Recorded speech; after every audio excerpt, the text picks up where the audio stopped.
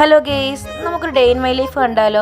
അങ്ങനെ 5 മണിക്ക് എണ്ണീക്കണം എന്നൊക്കെ പറയണമെന്നുണ്ട്. പക്ഷേ ഞാൻ 10 മണിക്ക് എണ്ണീറ്റ് പല്ല് തേച്ച് വന്നപ്പോൾ അമ്മ പറഞ്ഞ ഡയലോഗ് ഓർമ്മ വന്ന്. ലക്ഷക്കണക്കിന് പൈസ കൊടുത്ത് വാങ്ങുന്ന ആന പല്ലേക്കത്തില്ല, പിന്നെ നീ എന്തിനു പല്ലേക്കെന്നും പറഞ്ഞ് എന്നെ എപ്പോഴും ഇട്ട് അമ്മ കളിയാക്കും.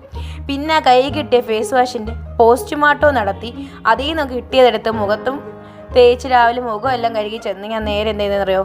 മുടിയുടെ ഉടക്കെല്ലാം എടുത്ത് മുടിയൊക്കെ വാരി കെട്ടി കുറച്ച് ലിബാം ഇട്ട്, കാര്യം ഇപ്പോഴത്തെ ചൂട് കാരണം നന്നായിട്ട് ചുണ്ടൊക്കെ പൊട്ടുന്നു. അങ്ങനെ ലിബാം ഇട്ട് താഴെ ചെന്നപ്പോഴത്തേക്കും ചായയും വെള്ളയപ്പം വെജിറ്റബിൾ കറിയും. എപ്പോൾ എണീറ്റാലും നമുക്ക് ഇത് മുടക്കാൻ പറ്റത്തില്ലല്ലോ. അങ്ങനെ കസിനായിട്ടിരുന്ന് കുടുംബശ്രീ കൂടി ഇരുന്ന് ഫുഡ് കഴിച്ചപ്പോഴത്തേക്കും ആൻറ്റിയുടെ മീൻകറിയുടെ പരിപാടിയായിട്ടുണ്ടായിരുന്നു.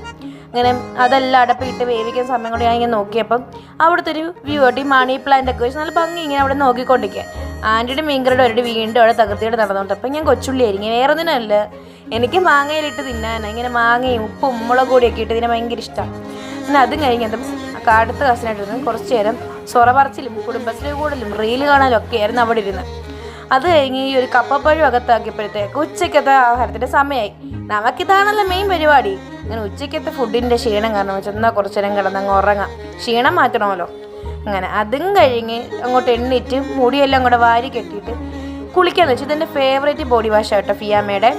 ഇങ്ങനെ കുളിച്ച് വന്നപ്പോഴത്തേക്കും തലയെല്ലാം തോർത്തി പിന്നെ കുറച്ച് പോൺസിൻ്റെ മോയ്സ്ചറൈസറും പിന്നെ ഡാർക്ക് സർക്കിൾസ് മാറാൻ കുറച്ച് അണ്ടർ ഐ റോൾ ഓണും പിന്നെ വീണ്ടും കുറച്ച് ലിബാമും കാര്യങ്ങളൊക്കെ തേച്ച് നമ്മുടെ അടുത്ത ഫുഡ് ഇടുന്ന സമയമായി. ആയിട്ടോ അപ്പം കുറേ ചായയും ഇതെല്ലാം കൂടെ അതും കുടിച്ച് അവിടെ അതും വെച്ച് കുടിച്ചുകൊണ്ടിരുന്ന് കത്തി അടിച്ച് വീണ്ടും ഒരു പഴമൊക്കെ കഴിച്ച്. അപ്പോൾ നാളെ കാണാം, ബൈ.